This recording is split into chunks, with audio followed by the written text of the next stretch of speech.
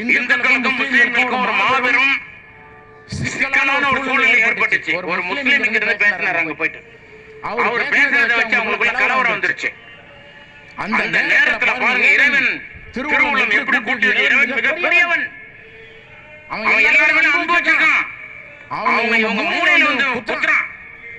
இவங்க என்ன பண்றாங்க, இதை அப்படியே பிடிச்சி எதுலங்க யூடியூப்ல போட்ட நான் பேசுனதை எங்க பேசுனதுன்னு தெரியல, நினைவில்லை, அது அவங்களுக்கு தான் தெரியும். அதை பிடிச்சி அனுப்பிட்டாங்க.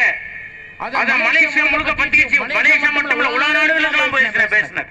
மலேசியாவில சிக்கலோட இருக்கக்கூடிய மக்கள் மத்தியில் இந்த செய்தி போனதும் எல்லாரும் பரிமாறிக்கிறாங்க. அன்னைக்கு ஒரு முஸ்லீம் வந்தாண்டா, இப்ப பேசிட்டு போனாண்டா, இந்த ஆள் ஒரு முஸ்லீம் ஆண்டான், அங்க இருந்து கூட பேசிருக்கான், அந்த செய்தியும் பாரு, அந்த செய்தியும் பாரு. அவ்வளவுதான், எல்லாம் அடங்கிட்டாங்க, பிரச்சனை அடங்கிருச்சு. ஏன் நான் பேசுனது என்ன தெரியுமா? திருவருட்பா.